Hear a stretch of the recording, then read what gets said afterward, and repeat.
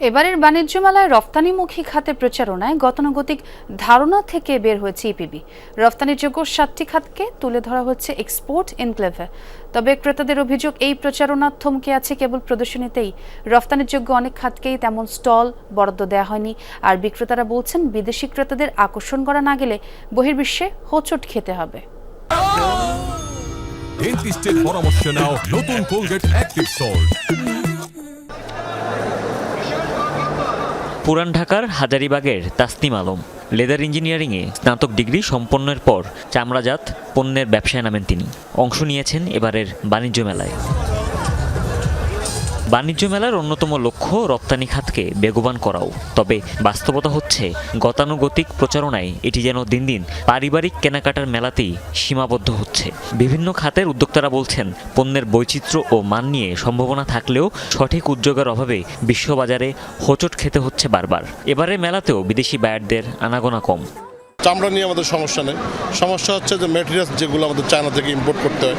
এই মেলা মূলত আপনার সেলের জন্য, এবং বায়াররাও আসে, যারা লোকাল ফরেনার বায়ার খুব কম আসে। এক্সপোর্টের জন্য এরকম কোনো ফরেন বায়ার এখনো পর্যন্ত আমাদের এখানে আসে নাই।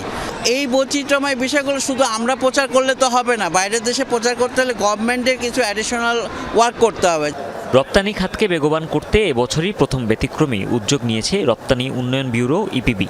চামড়া, পাটজাত পণ্যসহ হোম ডেকোরের বিভিন্ন সরঞ্জাম শোভা পাচ্ছে তাতে। তবে শুধু এই উদ্যোগে কি যথেষ্ট?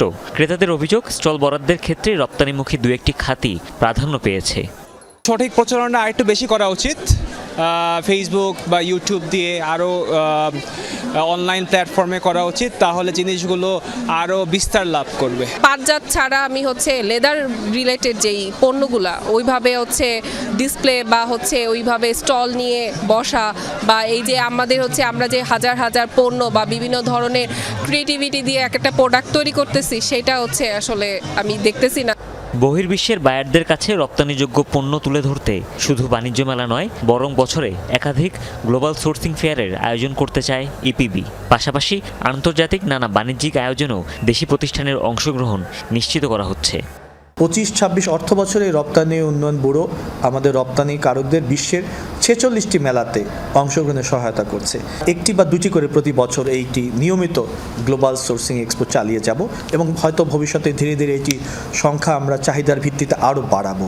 এবারের আয়োজনে পেপার ও প্যাকেজিং পণ্যকে প্রোডাক্ট অব দ্য ইয়ার ঘোষণা করা হয়েছে। হুমায়ুন রশিদ, যমুনা নিউজ, ঢাকা।